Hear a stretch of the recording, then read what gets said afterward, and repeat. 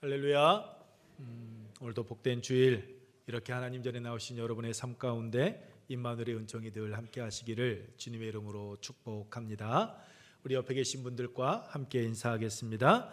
행복한 애흥교회에 참 잘 오셨습니다.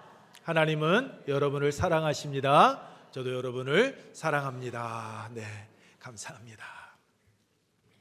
우리 교회 표어 말씀 신명기 1장 11절, 또한 우리가 뽑은 말씀 우리 함께 읽고 외워보도록 하겠습니다. 너희 조상의 하나님 여호와께서 너희에게 현재보다 1000배나 많게 하시며 너희에게 허락하신 것과 같이 너희에게 복 주시기를 원하노라. 아멘. 여러분께서 뽑으신 말씀 함께 외워봅니다.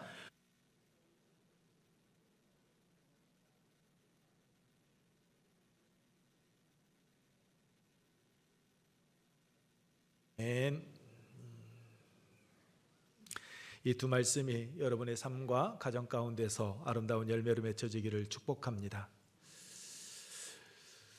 우리는 가까이에 있는 사람에게 상처를 받고 또한 우리 가까이에 있는 사람에게 우리는 상처를 줍니다.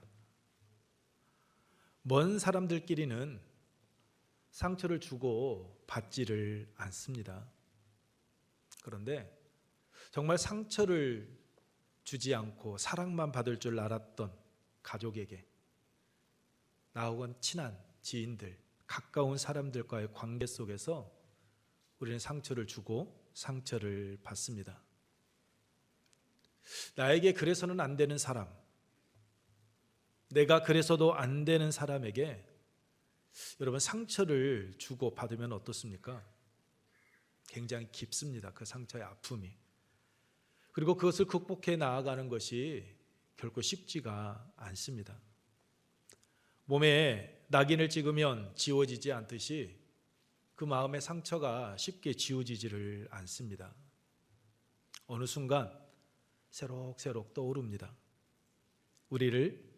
나를 괴롭힙니다. 여러분께서는 욥에게 가장 큰 상처를 준 이가 누구라고 생각하십니까? 욥의 세 친구입니까? 빌닷과 소발과 엘리바스? 말씀을 준비하면서 생각해 봤더니 욥에게 가장 큰 상처를 준 사람은, 욥이 실망한 사람은 그의 세 친구이기도 하지만 그의 아내이지 않을까라는 생각을 갖습니다. 욥기 2장 말씀을 보면 재산과 자녀를 잃고 발바닥에서부터 정수리까지 종기가 났습니다. 고통 가운데 신음하고 있는데 그의 욥의 아내가 찾아와서 말합니다. 욥기 2장 9절입니다. 그의 아내가 그에게 이르되 당신이 그래도 자기의 온전함을 굳게 지키느냐? 하나님을 욕하고 죽으라라고 이야기합니다. 여러분, 욥이 평생 살아오면서 10명의 자녀를 두었습니다. 1, 2년 산 것이 아닙니다. 수십 년을 살았습니다. 그러면 그 누구보다도 욥의 마음을 헤아려 줘야 되는 것 아닙니까? 욥이 한평생 살아보면서 얼마나 하나님의 말씀대로 살아가기 위해 힘쓰고 애썼는지 그 누구보다도 잘 아는 이가 욥의 아내 아닙니까? 그런데 그의 아내가 이야기합니다. 언제까지 당신 그렇게 의로운 척 당신의 그 온전함 지킬 거야? 이젠 그러지 마. 더 이상 고통스럽게 생활하지 말고 그냥 빨리 하나님 욕하고 죽어. 여러분, 이게 할 수 있는 말입니까? 믿었던 아내, 그 누구보다도 나에 대해서 잘 알고 있을 것 같은 아내의 말은 아니지 않습니까? 그런데 이런 일들이요, 오늘 우리의 삶의 자리에서, 우리의 주변에서 벌어지고 있습니다. 오늘 우리도 겪고 있지는 않습니까? 그 아픔과 상처, 여러분 어떻습니까? 이겨내려고 노력은 하는데 그게 잘 되지를 않습니다. 그런데 우리에게 여러분 위로가 되어지는 부분이 있습니다. 그것은 다름 아닌 예수 그리스도입니다. 왜냐하면 오늘 우리가 삶 속에서 가까운 가족들에게 겪고 있는 이 아픔과 상처를 예수님께서도 이미 겪으셨기 때문입니다. 이미 예수님은 그 아픔과 상처를 가족들에게 겪으셨기 때문에 우리가 그 예수님을 찾으면, 우리가 그 예수 그리스도 앞에 우리의 아픔과 상처를 내려놓으면 예수님은 우리를 치유하여 주십니다. 우리 안에 쓴 뿌리가 자라 우리 안에 분노와 믿음이 우리를 넘어뜨리기 전에 우리가 주님을 찾으면 주님께서는 우리가 그 아픔의 늪에서, 그 절망의 자리에서 헤어나올 수 있도록 우리를 지키시고 인도하여 주십니다. 여러분, 예수님께서는 20절 말씀과 같이 식사하실 겨를도 없이 매우 바쁘게 여러분 사역을 하셨습니다. 그런데 오늘 본문 말씀을 보게 되면 속도 모르는 그 예수님의 가족들이, 어머니와 마리아가 예수님이 미쳤다라는 그 소식을 듣고요, 찾아왔습니다. 귀신 들린 것도 큰 문제였지만 유대 사회의 지도자들과 계속해서 부딪히게 되면 예수님의 그 가족들에게, 그의 친척들에게 결코 득이 되지 않는다라는 것을 알고 있었기 때문입니다. 가족들의 이름, 가족들의 명예를 더럽힐 뿐만 아니라 집안 자체가 잘못하게 되면 멸문지화를 당할 수 있다라는 것을 예수님의 가족들은, 친척들은 알고 있었습니다. 그래서 예수님께서 귀신 들렸다는, 그 미쳤다는 소식을 듣고 예수님을 붙잡아 가기 위하여서 여러분 찾아왔던 겁니다. 여러분, 예수님께서는 선한 일, 하나님의 말씀을 전하셨고 능력을 통해서 아픈 자들을 치유해 주셨습니다. 귀신 들린 자들, 귀신을 쫓아내 주셨습니다. 그런데 이제는 예수님께서는 바리새인들, 서기관들, 종교 지도자들을 그렇다 치더라도 자신의 그 아픔과 상처를 안아줄 줄 알았던 그 어머니와 그 동생들에게조차 여러분 오해와 비난의 대상이 되어지고 만 겁니다. 여러분, 동생들은 그렇다 할지라도 어머니 마리아만큼은 좀 달라야 되는 것 아닙니까? 누가복음 1장 26절 이하의 말씀과 같이 처녀의 몸으로 예수 그리스도를 잉태할 때부터 여러분 예수 그리스도가 그리스도의 되심을 이미 들어서 알고 있던 마리아였습니다.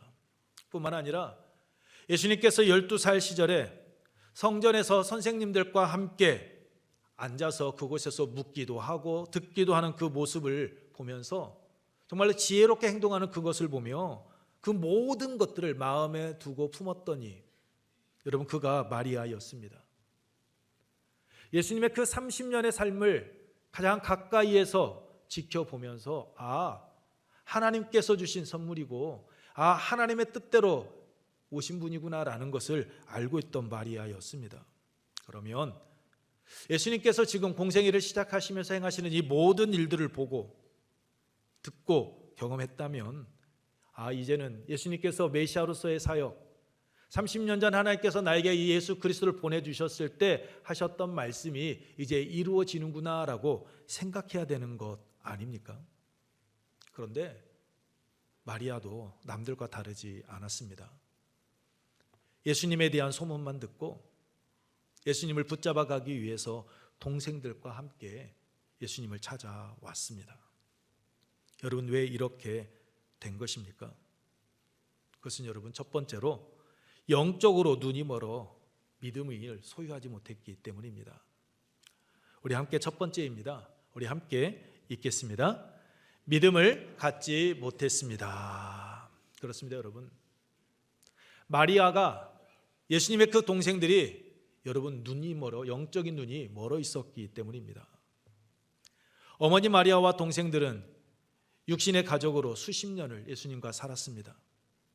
그렇기 때문에 자신들이 그 누구보다도 예수님에 대해서 잘 알고 있다라고 그들은 생각했을 것입니다. 예수님의 그 30년의 사역을 함께 했으니 인간 예수는 잘 알고 있다 여러분 생각했을지 모릅니다. 그런데 그러한 인간적인 내가 예수에 대해서 잘 알고 있다라는 그 편견에 의해서 예수님의 그리스도 되심을 여러분 마리아는 예수님의 동생들은 믿지 못했습니다. 그래서 예수님께서 여러 기적들을 통해 하나님의 권능을 보여주셨음에도 불구하고 그 인간적인 편견에 사로잡혀서 예수님의 사역을 이해하지도 못했고 예수님에 대해서 그 불신을 가지고 있었던 겁니다. 왜냐하면 그들은 택함받은 백성이었는지는 몰라도 하나님의 자녀는 여러분 아니었기 때문입니다. 하나님의 자녀는 요한복음 1장 13절 말씀과 같이 혈통으로나 육정으로나 사람의 뜻으로 되지 않습니다. 하나님의 자녀가 되어지는 것, 예수 그리스도를 나의 구주로 믿고 고백하는 것은 하나님으로부터 나는 것이기 때문입니다. 고린도전서 12장 3절 말씀과 같이 오직 성령 하나님의 도우심이 있을 때만이 예수 그리스도가 나의 구주가 되심을 믿고 고백할 수 있기 때문입니다. 여러분, 모태신앙이다, 아무리 오랫동안 교회에서 신앙생활을 하고 있다 할지라도 제가 자주 여러분들에게 말씀을 드린 것처럼 모든 예배에 빠짐없이 예배를 드리고 있다 할지라도 심지어 나에게 귀한 직분이 맡겨져서 내가 여러 부서에서 봉사하고 있다 할지라도 그 봉사의 자리, 그 섬김의 자리, 예배의 자리에서 하나님과 주님과 나의 인격적인 만남을 갖지 못하면 여러분 아무런 의미 없습니다. 다른 말로 여러분, 내가 교회에서 무엇을 하고 있다라는 것에 심취해서 이만하면 됐지, 여러분 그러한 영적인 상태를 이 정도면 됐다라고 착각하는 것, 그래서는 안 된다라는 겁니다. 사도 바울이 고린도후서 13장 5절에서 고린도 교회 성도들을 향하여서 너희는 믿음 안에 있는가 너희 자신을 시험하고 너희 자신을 확증하라라고 말한 것처럼 내 안에 예수 그리스도를 내가 경험할 때 그때 우리는 참된 믿음의 소유자가 여러분 되어지는 겁니다. 교회에서의 직분, 교회에서 봉사가 나의 믿음을 있고 없고를 좌우하는 것 아닙니다. 하나님께서 우리에게 베풀어 주시는 복은 내가 예수 그리스도와의 인격적인 만남을 갖고 내가 그 예수 그리스도를 통하여서 하나님께 한 걸음씩 가까이 나아가는 그 관계를 통해서만이 여러분 받을 수 있는 겁니다. 바리새인과 서기관들을 비롯한 여러분 유대 종교자들 보십시오. 그들 예수님의 말씀 들었습니다. 자신들 눈앞에서 예수님께서 병자를 고치시고 귀신을 쫓아내는 것 직접 보았습니다. 그러나 그들은 예수 그리스도를 메시아로 구주로 믿지 못했습니다. 예수님의 가족들도 마찬가지였습니다. 32절에서 예수님을 따르는 무리는 예수님 주위에 둘러 앉아 있었습니다. 여러분, 둘러 앉았다라는 이 말은 자리를 잡고 앉았다라는 의미와 함께 거주하다, 함께 생활한다라는 뜻을 가지고 있습니다. 즉 예수님과 늘 함께하고 있었다라는 겁니다. 그런데 예수님의 가족들은 여러분 어떻습니까? 31절에 밖에 서서라고 말씀하고 있듯이 여러분 밖에 있었습니다. 밖에서 예수님을 찾고 있습니다. 여기서 밖에는 경계를 넘어선 외곽으로 멀리 떨어져 있는 그 상태를 의미합니다. 예수님과 정말 함께할 줄 알았던 가족들이 예수님과 함께하지 못하고 있었던 겁니다. 마치 베드로가 예수님을 3번 부인할 때와 여러분 같았던 겁니다. 여러분, 이 베드로가 예수님을 3번 부인할 때 어디에 있었습니까? 마태복음 26장 69절 말씀을 보게 되면 바깥들에 앉았더니 라고 말씀하고 있습니다.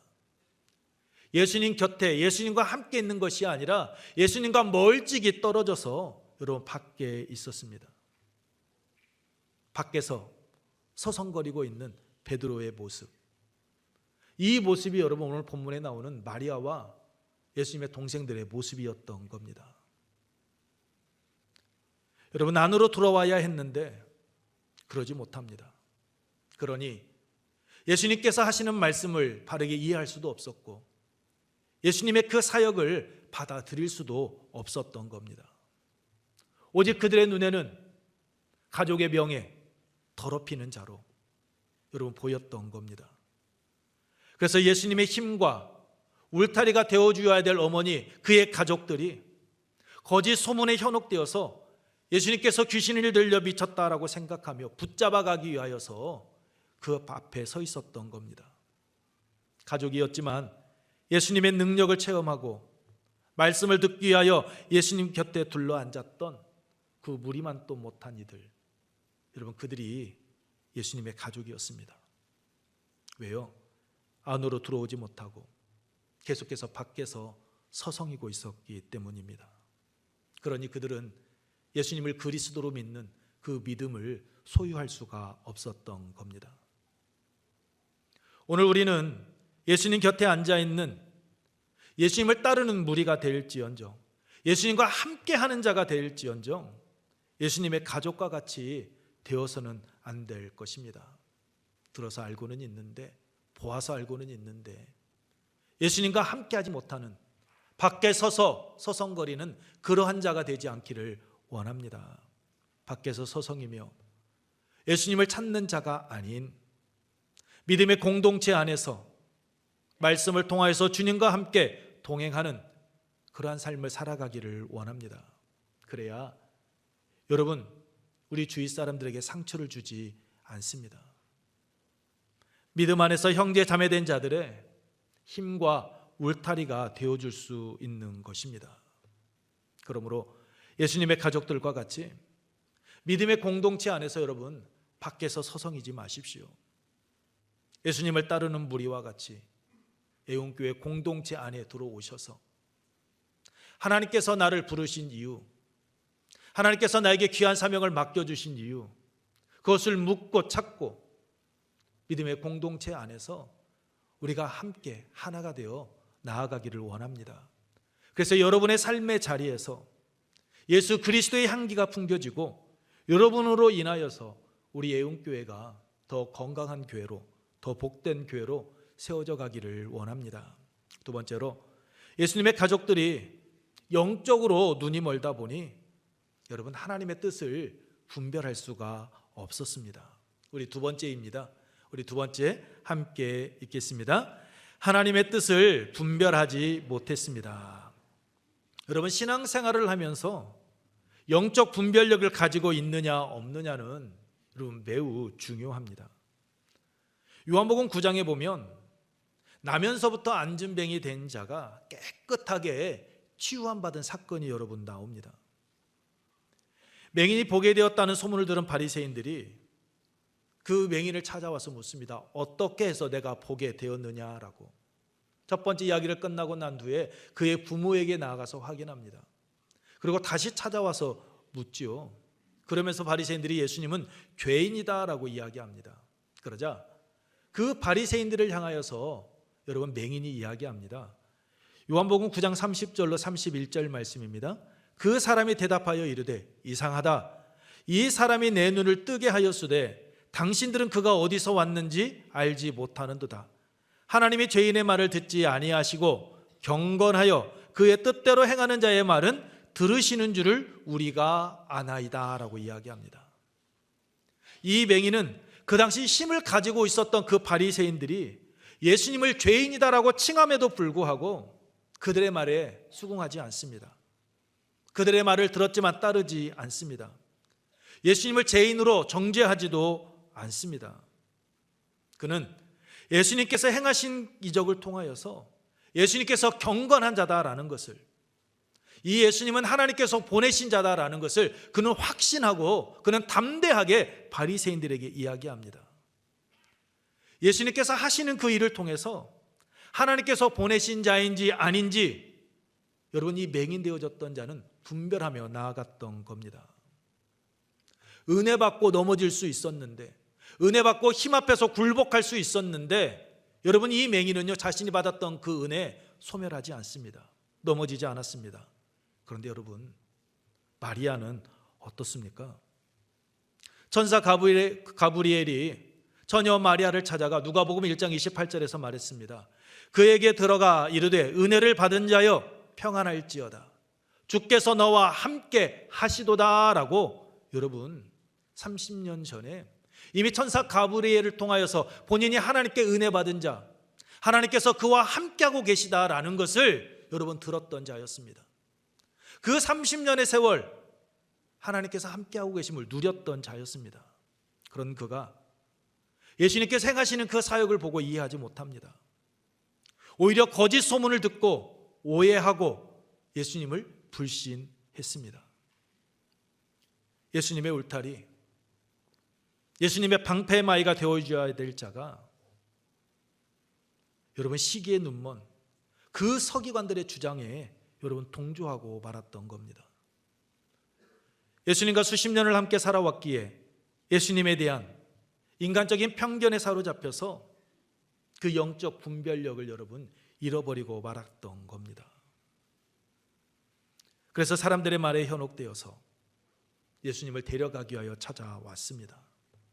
예수님께서는 이러한 가족들의 요청에 응하는 대신에 당신을 둘러앉아 있는 무리를 향해서 전통적인 가족 개념에서 벗어나 진정한 가족이 무엇인지 여러분 말씀해 주셨습니다.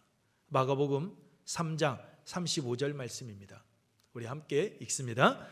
누구든지 하나님의 뜻대로 행하는 자가 내 형제요 자매요 어머니이니라. 아멘. 이 말씀은 예수님께서 이 혈연적인 가족 관계를 부인하는 것이 아닙니다. 영적 의미의 가족 관계를, 새로운 가족 관계를 말씀해 주신 겁니다. 만약 예수님께서 혈연 관계에 있던 마리아와 동생들과의 관계를 부인하려고 했다면 당신이 귀신 들려 미친 줄 알고 그렇게 생각하고 잡으러 온 줄 알고 계셨기에 그들은 나의 어머니, 나의 동생들이 아니다라고 아마 단정지어서 말씀하셨을 겁니다. 그런데 예수님께서 하셨던 이 말씀은 누구에게 하시는 겁니까? 예수님의 어머니나 동생들이 아니라 당신의 지금 가르침을 듣고 있는 당신 곁에 있는 자들에게 하신 말씀입니다. 당신의 가족이 당신을 찾으러 왔다라는 그 말을 듣고 예수님께서 어떻게 말씀하시는지 듣기 위하여 기다리고 있는 그들에게 주신 말씀입니다. 진정한 의미에서 가족이란 혈연 관계를 뛰어넘는다라는 겁니다. 영적인 아버지신 하나님을 섬기고 그 하나님의 말씀에 순종하는 삶을 살아가는 것이다라고 말씀하고 있는 겁니다. 이 말씀은 이방인이라 할지라도 유대인이 아니라 할지라도 하나님의 뜻대로 순종하며 살아가는 자들이 하나님의 자녀가 된다라는 것을, 예수 그리스도 안에서 한 가족이 되어진다라는 것을 말씀하고 있는 겁니다. 그렇다면 여러분, 하나님의 뜻이 무엇입니까? 우리들이 잘 알고 있는 말씀, 데살로니가전서 5장 16절로 17절 말씀 아시죠? 항상 기뻐하라, 쉬지 말고 기도하라, 범사에 감사하라. 이는 그리스도 예수 안에서 너희를 향하신 하나님의 뜻이니라. 그렇습니다, 여러분. 기뻐하고 쉬지 않고 기도하며 범사에 감사하는 것, 하나님의 뜻이라고 말하는 것 틀린 말 아닙니다. 왜요? 방금 우리가 읽었던 것처럼 성경이 그렇게 말씀을 하고 있으니까요. 그런데 오늘 본문에서 말씀하고 있는 하나님의 뜻은 항상 기뻐하고 쉬지 않고 기도하며 범사에 감사하는 것 아닙니다. 더 근본적인 겁니다. 이것은 여러분, 예수 그리스도를 나의 구주로 믿고 고백하는 겁니다. 요한복음 6장 40절 말씀입니다. 우리 함께 읽겠습니다. 요한복음 6장 40절입니다. 내 아버지의 뜻은 아들을 보고 믿는 날에 내가 이를 다시 살리리라 하시니라. 아멘. 내 아버지의 뜻은 아들을 보고 믿는 자마다 영생을 얻는 것이니 마지막 날에 내가 이를 다시 살리리라 하시니라. 그렇습니다. 하나님의 뜻은 하나님께서 보내신 예수 그리스도를 믿어 영생을 얻는 겁니다. 요한복음 1장 12절 말씀과 같이 예수 그리스도를 영접함으로 하나님의 자녀가 되어 하나님의 말씀에 순종하는 삶을 살아가는 겁니다. 우리가 읽었던 데살로니가전서 5장 16절로 18절 말씀처럼 우리가 외웠던 그 말씀과 같이 예수 그리스도를 나의 구주로 믿고 고백하고 하나님의 자녀된 자답게 항상 기뻐하며 쉬지 않고 기도하고 범사에 감사하는 삶을 살아가는 것, 이것이 우리들 한 사람 한 사람을 향한 하나님의 뜻입니다. 이 일을 위하여 하나님께서는 독생자 아들 예수 그리스도를 이 땅에 보내주셨습니다. 예수 그리스도를 믿음으로 예수 그리스도 안에서 하나님의 자녀, 한 가족 공동체로 하나님의 영광을 드러내는 삶을 살아가도록 하신 겁니다. 그런데 영적인 분별력이 없으면 하나님의 뜻, 즉 예수 그리스도를 나의 구주로 믿고 고백할 수 없습니다. 예수 그리스도를 나의 구주로 믿고 고백하는 것은 하나님으로부터 나는 것이기 때문입니다. 성령의 도우심이 있을 때만이 예수님의 주되심을 우리가 고백하고 인정할 수 있기 때문입니다. 그러므로 예수 그리스도의 주되심을 믿고 고백하기 위해서는 우리는 영적인 분별력을 품고 있어야 하는 겁니다. 그 영적 분별력을 위해서 끊임없이 성령 하나님의 도우심을, 인도하심을 바라는 삶을 살아가야 하는 겁니다. 그때 인간적인 편견에 눈먼 마리아와 예수님의 동생들과 같이 여러분, 가족에게 아픔과 상처를 주는 이가 되지 않습니다. 그릇된 행동 하지 않습니다. 여러분, 안경을 낀 사람들은 안경을 닦기 위해서 손수건이나 아니면 그 안경 닦기를 항상 가지고 다닙니다. 안경 아래 묻은 먼지를 닦아낼 때만이 선명하게 깨끗하게 볼 수 있기 때문입니다. 여러분, 영적 분별력도 이와 같습니다. 하나님의 말씀으로 우리가 닦아야 합니다. 말씀을 통해 하나님께서 함께하고 계심을 우리의 삶 속에서 우리가 깨닫게 될 때 영적인 분별력을 가지고 하나님의 뜻을 이루는, 즉 예수 그리스도를 나의 구주로 믿고 고백한 자답게 하나님의 부르심이 합당한 삶을 우리는 살아갈 수가 있습니다. 우리 앞에 놓인 문제들을 주님의 뜻에 따라 해결하고 우리와 함께 하시는 하나님의 영광을 드러내는 삶 살아갈 수 있습니다. 그러므로 여러분, 여러분의 삶의 자리에서 하나님의 말씀을 가까이 하시기 바랍니다. 찰스 M. 셸돈이 쓴 예수님이라면 어떻게 하실까라는 이 책 제목과 같이 여러분, 어떠한 일을 할 때 먼저 생각하십시오. 그리고 하나님의 뜻을 분별하고 하나님의 뜻을 이루는 삶 살아가시기 바랍니다. 여러분의 내면에서 말씀하시는 그 성령 하나님의 음성에 귀 기울이시기 바랍니다. 성령 하나님께서 여러분을 하나님의 자녀로서의 합당한 삶 살아갈 수 있도록 은혜 위에 은혜를 더하여 주실 줄로 믿습니다. 말씀을 마치겠습니다. 영적 눈이 멀면 참된 신앙생활, 믿음 생활할 수 없습니다. 영적으로 눈 멀어 영적인 분별력을 여러분 잃어버리게 되면 하나님의 뜻인 예수 그리스도를 온전히 나의 구주로, 메시아로 여러분 믿을 수가 없습니다. 그러므로 영적 눈이 멀지 않도록 성령 하나님의 인도하심을 구하며 하나님의 말씀을 매일 읽으시기 바랍니다. 그 말씀으로 여러분의 내면을 깨끗하게 닦아가시기 바랍니다. 무엇보다도 하나님께서 이 시간 나와 함께하고 계신다라는 것, 하나님께서 나와 늘 함께 동행하고 계신다라는 코람데오의 삶을 살아가시기 바랍니다. 강가에 심겨진 나무가 시절을 따라 열매를 맺듯이 열매 맺는 삶, 세상 중심에 우뚝 서서 우리와 함께 하시는 하나님의 영광을 돌리는, 하나님께 영광 돌리는 삶 살아가게 될 줄 믿습니다. 여러분 모두가 그러한 성숙한 신앙인의 길 걸어가시기를 축복합니다.